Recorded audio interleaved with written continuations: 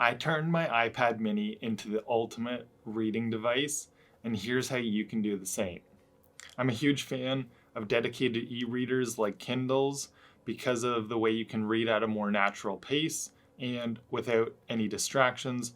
But many of us are looking for devices like the iPad that can accomplish everything all at once. And that's one of the reasons why the iPad mini is so great is it's comparable in size to a Kindle, but you've got the full functionality of an iPad. Now, that's where sometimes I find that it's a downside to trying to read more intently and really focus and to make it into the best e-reader device. So what I'm going to show you today are some of the different ways that I've set up my iPad to make it a better reading device that might help you as well. All of the distractions and apps that are on an iPad or other tablet are the things that deter us from getting into flow while reading and getting the most value out of the books that we have on the device. So that's why I want to show you how to turn this into the ultimate reading device. What we're going to go through is setting up a distraction-free home screen, the different apps that I like to use for reading and note-taking, settings that you can use to improve your reading experience, as well as optimize the battery life, and other accessibility options that might help you as well. So let's get into it. Now, first up, you're going to notice that I've got a very minimalist setup on the home screen of my iPad because of this app that I found after watching a video from another Canadian YouTuber, Tim Koa, on this app called Blank. And what it does is allows you to create these big blank spaces, which are actually widgets if you go in, and you'll see that I've set up on the iPad these blank widgets so that we can kind of space it out. It's designed for minimizing distractions and being more intentional with your iPhone. So I'm not sure, and hopefully they will eventually improve the functionality with widgets dedicated to the iPad. But as you can see, there's actually two of these blank space widgets. And what you do is when you go into the app for it, it allows you to set up these shortcuts. So I've set up the shortcuts for a lot of the reading and note-taking apps that I like to make use of. And when you click into any of them, it's going to open up into that app. So for me, particularly to turn this into the best e-reader device, if you're using your iPad, it's minimizing everything other than using different reading apps like Kindle and Apple Books, as well as whatever note apps that you have. And for me, using Readwise and the Reader app are also very important for getting the most functionality out of the different apps that I want to read with. The three main ones would be 95% of the time I'm reading on Kindle. So my Kindle library, I love that I can cross over between reading it on the iPad and if I'm reading it on my actual Kindle device, and it's going to sync to wherever I am in the library and where I'm reading on different books. But we can also do that with like the dedicated widgets and just setting up our home screen very intentionally. If you don't like the idea of using this blank space app and you want to set it up with the apps or the widgets that you already have, I would start by clearing out all the distractions. Start with a blank home screen to your iPad and then go in and add or re-add whichever apps you use for reading or note-taking. Like I said, for me, the important ones would be going in, finding Kindle, and even going in and adding the current reading options or these types of widgets to really remind you that what you want to do most with your iPad is read these books. And anything else like that, using the widgets rather than using the blank space app. So you also see that one of the things that we love about using an iPad or another tablet versus just a dedicated e-reader is the functionality of having different apps that we can read on. I have books that I've purchased in the past on the Kobo app, so I keep that on my iPad in case I want to go back to those books.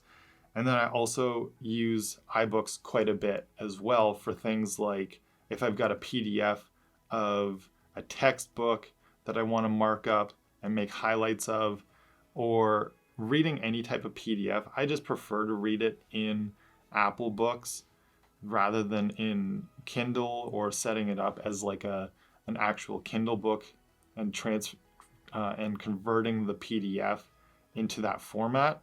So I like using it for that, as well as I mentioned, I really like the option of having the quick notes that comes in and using like an Apple Pencil to write anything that I'm taking notes on with the iPad, rather than just using like the highlights feature in Kindle.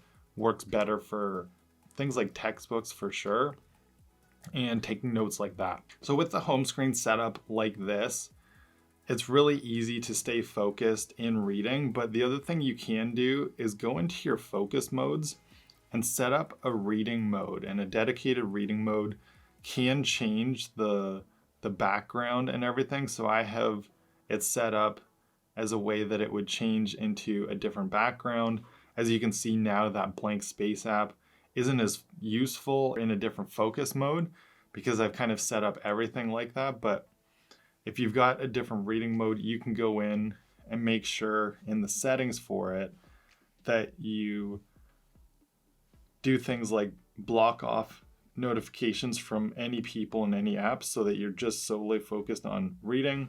You can also set it up, like I said, with a specific background if you want, and turn on things like smart activation. So if there's a certain time of the day where you want to always be reading your books, you could add in a schedule for your reading mode so that the home screen and everything switches to what you want it to look like when you go in to just read your books.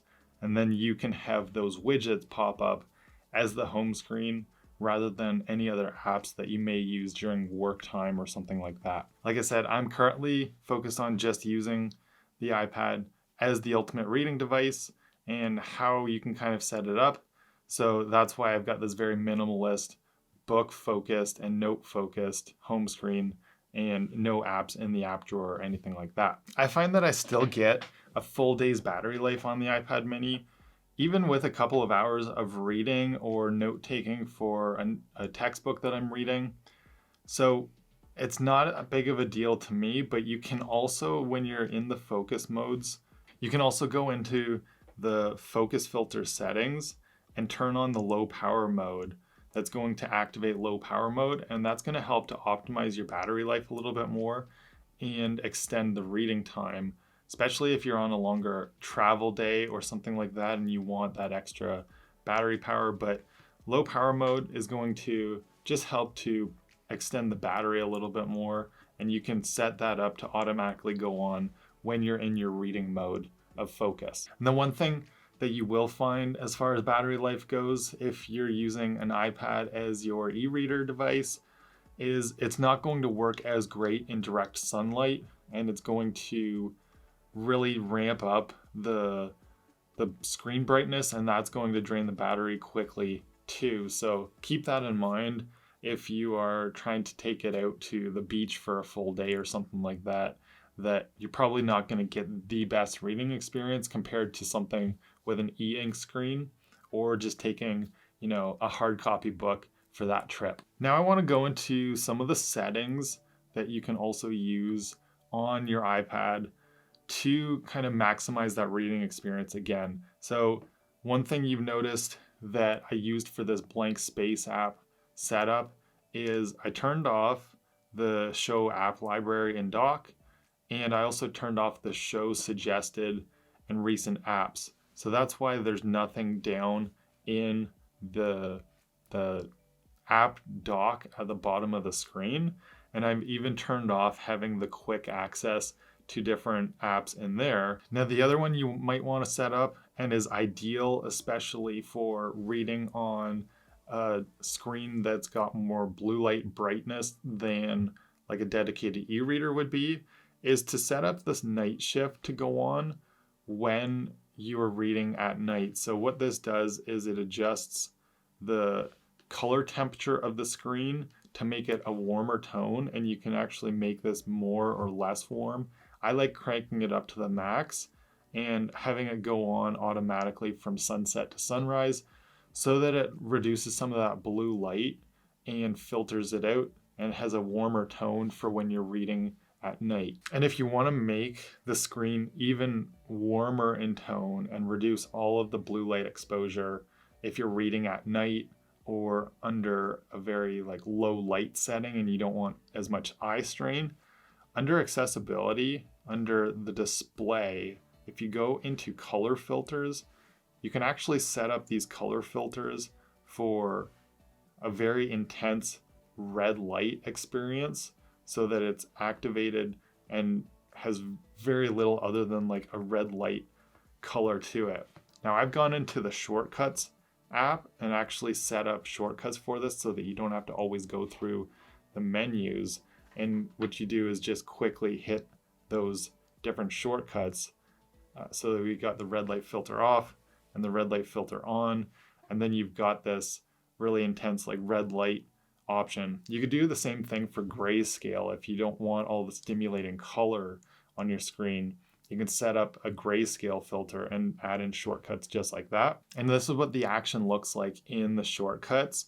I can add a link down below to where I got the instructions on how to set this up very easily. And then one more accessibility feature that people love about having an iPad as their e-reader device is that you can have it read to you even if you don't have the audiobook version of a book that you're reading.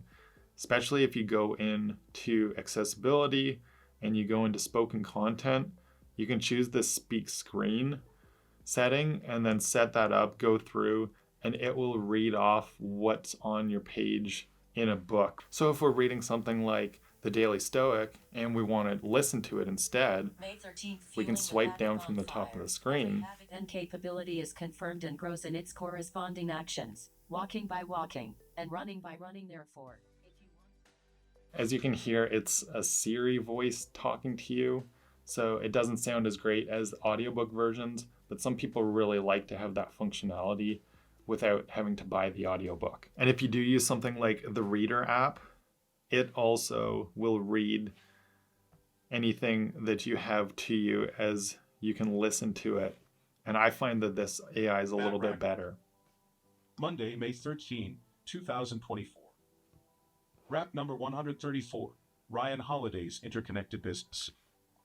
So that's another reason I like using Reader for reading articles and for reading newsletters. It also is really great at reading and providing some different ebooks for you and it's a pretty good EPUB reader. I just don't really use it as my dedicated one because I still prefer Kindle and iBooks for that. And then one more thing that I want to mention with sort of turning this into the ultimate e-reader device. Like I mentioned, I do like using Apple's dedicated Notes app, especially because of the shortcut that allows you to pull up the note that floats over top of whatever you're reading. And I just find that quick access for the notes is the best, and the functionality of the Apple Pencil is the best as well if you're trying to take written notes. So I use a screen protector. The Paperlike 2, I think it's the 2.1 version, has worked really well. I'm not sure if it shows up in this video, but I've had this one for over a year on here, so it's kind of getting scratched up a bit. It might be time to refresh and replace it, but I still find that it works great. I like that it protects the screen. The texture of it is better for writing too versus just writing on the glass screen. And so I really like making use of that. And I don't think that you need an Apple Pencil, but it does make a difference between this and other, e-reader devices and kind of getting more out of your reading experience, especially if you are reading something like your textbooks for school or just because you like reading textbooks, sometimes like I do, and being able to use this as like your highlighter when you're taking notes is really just a great feature that is not very comparable with any other e-reader at this point in my mind. So there's a lot that the iPad mini can do as far as functionality to be the ultimate reading device, but maybe that's more than you want your device to do. And if that's the case for you, then check out this video here where I compare reading on the iPad to reading on an e-reader. In my case, I really like to use the Kindle.